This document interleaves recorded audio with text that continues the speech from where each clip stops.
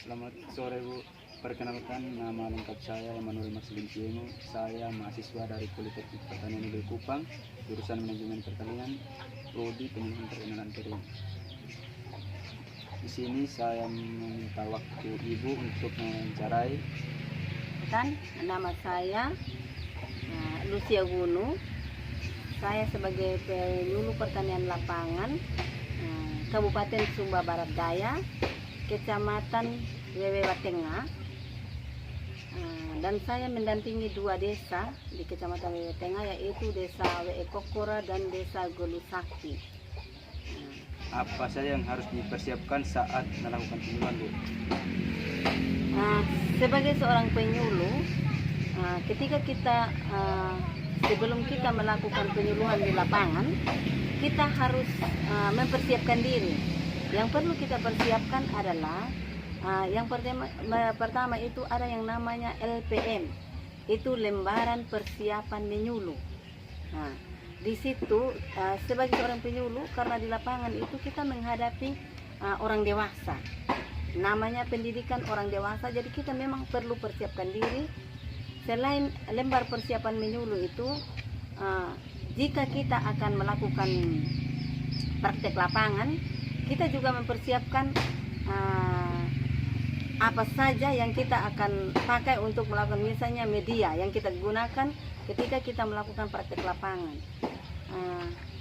Contoh saja, ketika kita adakan praktek, misalnya pembuatan pupuk bokasi, pembuatannya materi sampai pada penutupnya itu ada dalam folder. Selain itu kita juga bisa persiapkan alat-alat lain, seperti kalau kita melakukan penyuluhan, misalnya pembuatan pupuk bokasi, sebelumnya kita harus menyampaikan pada petani tentang bahan-bahan apa yang perlu kita persiapkan untuk melakukan praktek pembuatan bokasi. Ada beberapa bahan lain yang perlu dipersiapkan petani, sehingga ketika kita mau melakukan praktek, kita tidak membutuhkan waktu yang lama, tapi petani sudah mempersiapkan bahan dan alat yang kita gunakan untuk melakukan praktek tersebut.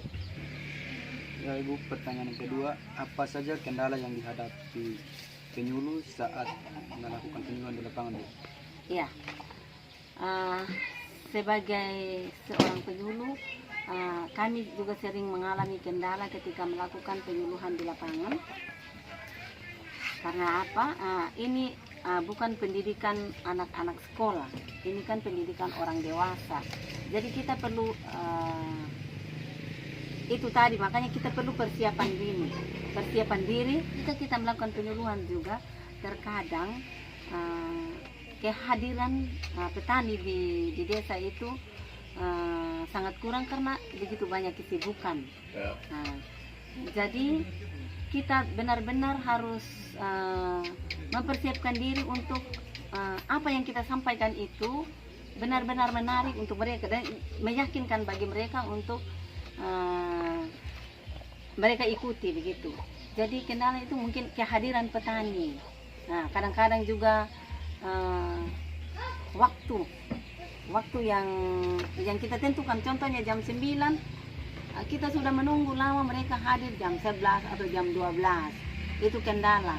Selain itu, ketika kita menyampaikan penyuluhan, mereka bilang paham, mereka bilang iya, tetapi pelaksananya belum tentu. Karena ini juga namanya kita menghadapi petani yang sumber daya manusianya sangat rendah. Ada yang sekolah dan ada yang tidak sekolah. Bisa mereka bilang paham, tetapi pelaksanaannya itu agak kurang begitu, karena kita menghadapi orang dewasa gitu dengan pendidikan yang berbeda-beda. Ada juga petani yang sistemnya mencoba. Nah, mereka sudah tahu, tetapi mereka coba apakah ini penyuluh ini benar-benar ini dia siap tidak, dia tahu tidak. Mereka sudah tahu, mereka bertanya lagi gitu. Jadi kita benar-benar harus menerapkan itu pendidikan orang dewasa. Itu kendala-kendala yang kami alami. Banyak sekali kendala yang juga kita alami. Jadi memang seorang penyuluh harus benar-benar harus siap dan tabah dan sabar untuk menghadapi orang yang kita suruh begitu sebagai petani yang kita melakukan penyuluhan di lapangan.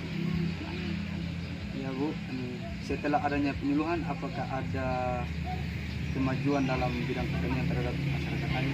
Iya, tentu saja ada. Ini begitu banyak perubahan-perubahan yang terjadi di lapangan. Contoh saja, dulunya petani tidak mengenal yang namanya tanam berbaris. Tetapi ketika kita memperkenalkan tanam berbaris itu mempunyai manfaat, artinya menurut mereka benar-benar mereka melihat dan mereka merasa yakin bahwa tergantung ketika kita menyampaikan penyuluhan manfaat dari tanam berbaris itu apa. Mereka ada yang cepat melakukan, ada yang cepat melaksanakan, tetapi ada juga yang lambat untuk menerima. Tetapi ternyata di dalam perubahan yang terjadi selama ini, itu tadi ada jajar legowo, lalu pemupukan berimbang.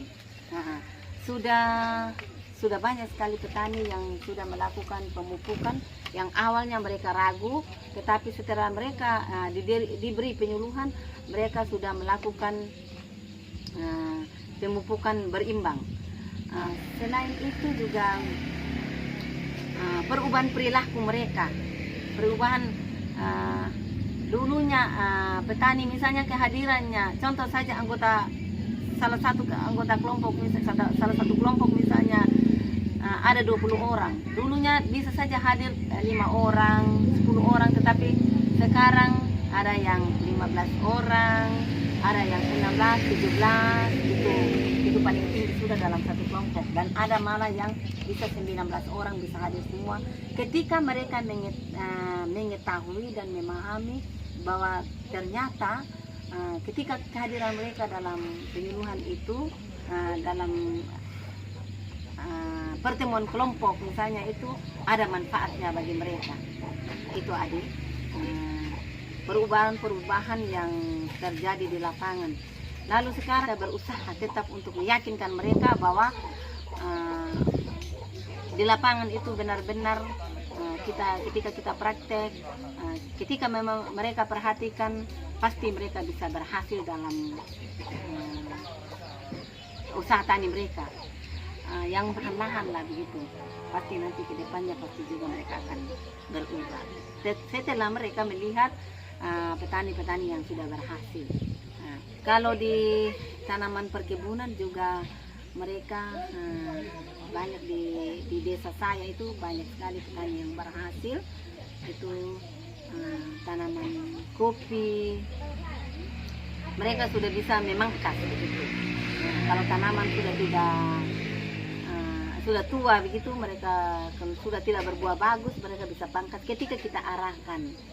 Tanaman kakao itu ada di sana. Jadi artinya walaupun memang baru sedikit, tetapi yang jelasnya ada perubahan begitu. Banyak sekali petani yang berhasil. Itu yang pertama. Terima kasih Bu atas waktu yang Ibu luangkan untuk saya dalam sesi tanya jawab dan wawancara pada hari ini. Ya, saya juga berterima kasih kepada adik mahasiswa dari Politeknik ya.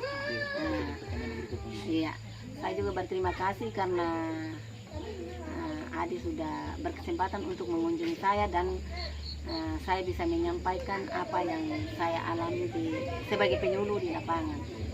Terima kasih banyak.